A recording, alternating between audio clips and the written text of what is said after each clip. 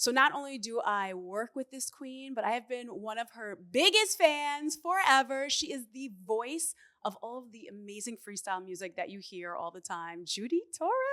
Hello, Chica. How are you? It's so wild to be interviewing you because Right? you're also here on the air with us It's at crazy KTU. because you're my friend. I know. You know? Yeah. And it's funny because I was telling Wendy before and she goes, you guys should just interview each other. We should.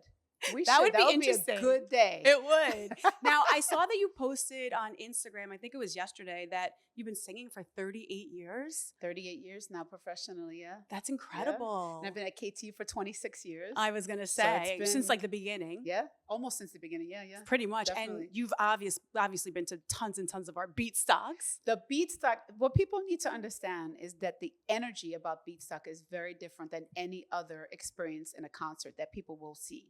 It is electrifying. The fans are diehard fans. It's taken everybody back into a greater time. Like yesterday, I played Right Said Fred. Oh, I'm too sexy for my cats. I was like, oh my God, I missed that song so much. So it's going to be so much fun. Now, what makes this show special to you? Well, we haven't done a Beatstock in a really long time. So for me, it's like getting back together with all my old friends. Bringing back the band. Bringing back, the freestyle people, George Lamont, Raquel, Karina, Coral, Lizette Melendez, Cynthia, George Lamont, and then, of course, Angela Venuto, Reina, Lucas Prada. That was a whole other segment and time of KTU that was really, really amazing, a very special time that only New Yorkers understand. True. Now, do you remember your first Beatstock? Yes, I do. What year was it? And tell me all about it. I don't remember the year. It might have been 99 or 2001, something like that. Okay. And it was the first one, so it was in Staten Island. And they didn't expect the amount of people who came to show up. I remember that. I remember everyone was very overwhelmed. But it was fun. It was fun. And I was with Speedy. I was with Joe Causey. We were co-hosting. Diane Pryor was there at the time. Freddie Colon. So it's like a real old school stuff, but it was wonderful. And to see Beatstock evolve through the years and see also how freestyle made a massive dent in Beatstock, really, really is special. Now, what can fans expect to see from you this year at Beatstock?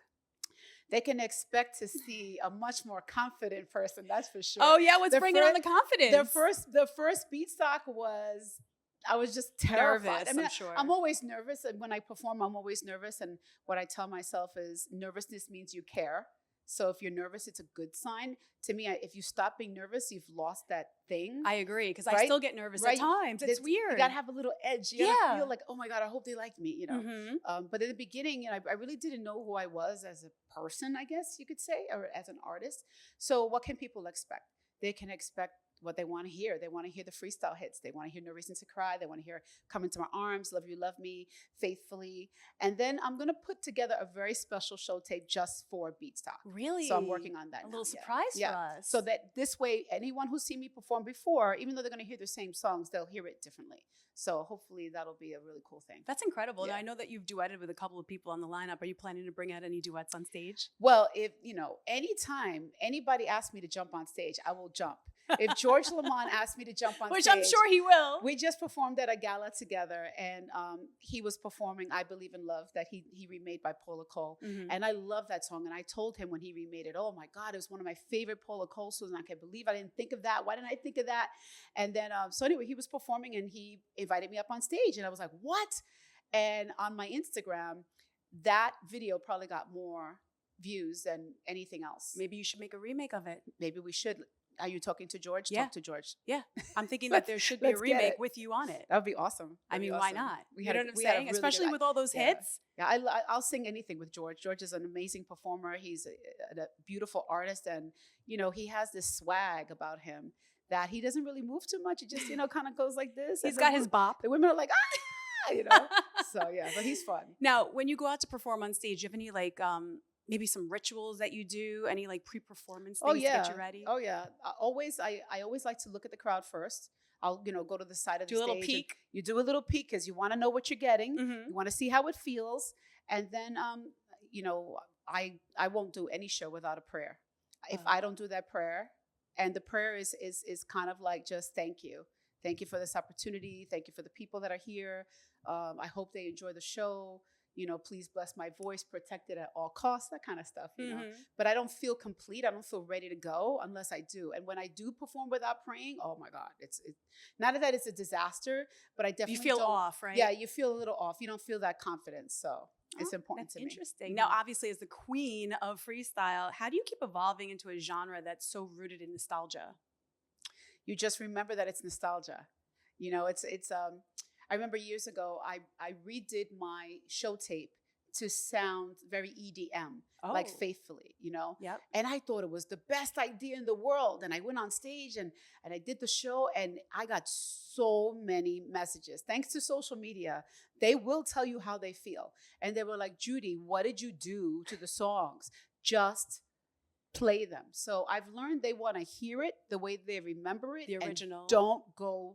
Don't stray from that. Although, however, in between, you can color it with different things, right. different sound effects, different samples of other songs and things like that. Plus, too, we're all evolving, obviously, from the 80s and 90s to today. Yeah. So you want to kind of give it a little bit of a twist so that the generation of today can, feel the music of what it was, but as a today twist. Exactly. Because I could tell you, I remember when I brought Faithfully to KTU for them to listen to the first time, I remember the program director at the time said, "That's not you." And I'm like, "Yes, it is." He's like, "No, it's not." I'm like, "I'm not 17."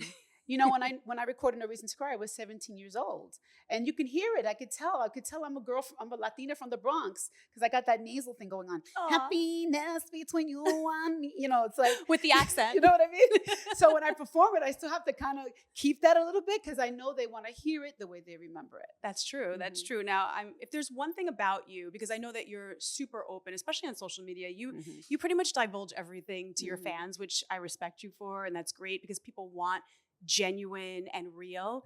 What's something that they would be surprised to know about you that you haven't shared yet? That I haven't shared? Yeah. Ooh, good question, Astra. Good, Astra. Good question. Hold on. Let me think about it.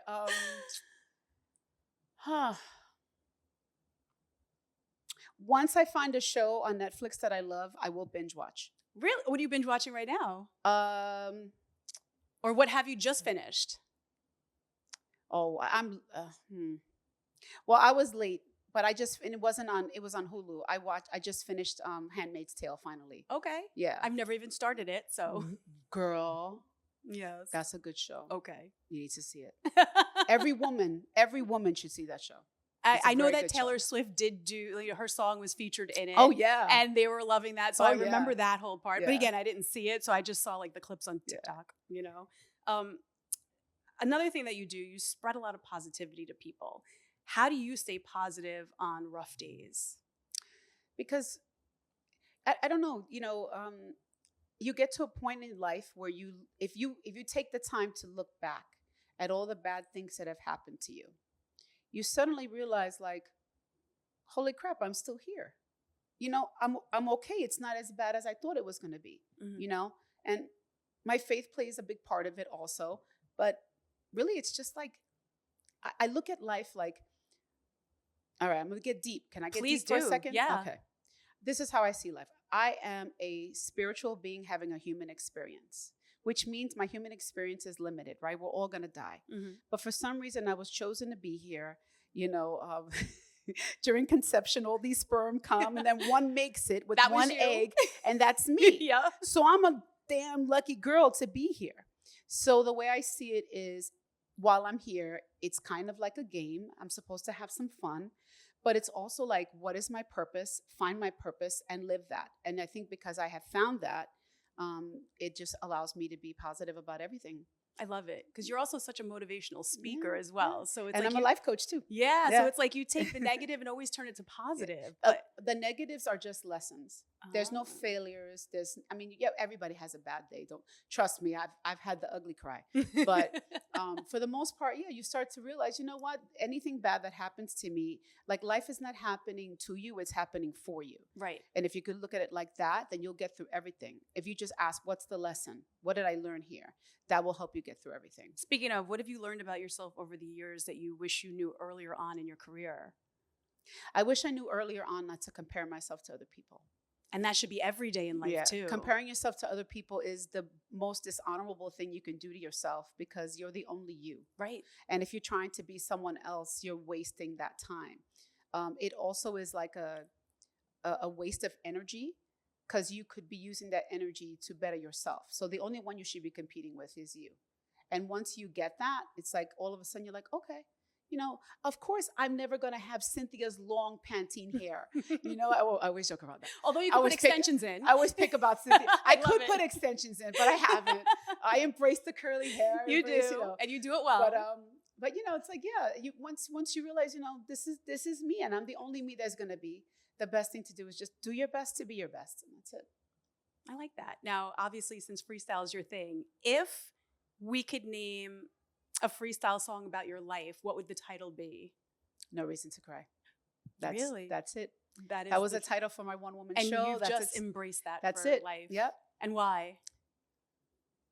Basically because of what I said, because I just, you know, I realize now, like, in the end, everything's going to be okay, you know, and if it's not okay, then it's not the end. So were you really singing to yourself when you said there's no reason for you to cry? Or were you singing that to someone? No, initially when I recorded No Reason to Cry, I did it because I chose the song. It wasn't originally my song. It was someone else's song. Oh. And the other artist that it belonged to, she actually liked the song that I had. And I liked her song. So you swapped? So we swapped. What song was it? It's called Love's Gonna Get You. Okay. And the song is fine, but I didn't like it for me, and I didn't like how I sounded singing it. So, but I heard No Reason to Cry, and I was like, oh my God, I love your song. And she said, you do? You can have it. I'm like, really? So we talked to the producer. He said, I don't care. I don't give a damn as long as somebody records it. And but I just thought No Reason to Cry had a really positive message, and it still does. And I feel like people who have lost people in their lives, or when you're sad, things like that, you know, the song uplifts them. That means a lot to me. I love that. Yeah. That kind of gives me chills. Yeah. Oh my goodness. Now, bringing it back to Beatstock, of course, we've got so many legends that are performing. Who are you most fangirling over? Well, because obviously you see all the freestyle people. I always fangirl over George. George Lamont is just, he is really the consummate performer. He's an artist. He's an entertainer. He's a great singer. He always sounds great live. He's a perfectionist. I watch how he works, and I really, really admire him. So it's always going to be George. And at the same time, I got to see Boy George in Cabaret. Did you? And he was it Cabaret or Moulin Rouge? Wait. In Moulin Rouge, I'm sorry. I saw him in Moulin Rouge. And I was blown away. And I am outside like every other fan, hoping to get a glimpse, hoping to get a moment. And he walked right by me. I was like, what? Not out of disrespect, just because he was taking pictures with people and stuff. I get it. So I can't wait to see Boy George perform. I hear and you like on I that said, one. Right Said Fred, when, you know, I was playing it yesterday on KTU and I'm listening to it. I'm just laughing because I remember the video. I remember... The line that makes me laugh every time is, I'm too sexy for my cat. It's like, who thought of that, you know? He did. He did. Which is so random. I wonder what the 2025 version would be. Yeah, I can't wait to see I'm too it. sexy for my TikTok. You know, and I miss, you know, I miss watching Angela Venuta perform, and Raina's an amazing performer. Mm-hmm. So it's gonna be nostalgic for all of us, to be honest with you. Who are you gonna be backstage taking selfies with? Everybody. Anybody and everybody I can. And you too. Aw, I can't wait for that. I do have one wild card question before we go. Would you ever do a freestyle remix of a current pop song? And if so, which one?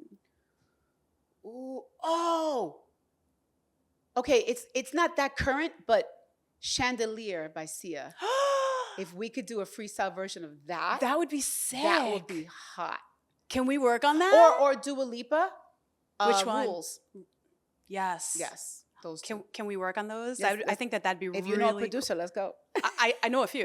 We can get this done, girl. We can get this done. Let's go. Judy Torres here with us. Of course, you can listen to her every weekend on 103.5 KTU, and we cannot wait to see you tear up the stage at Beatstock. I'll see you there.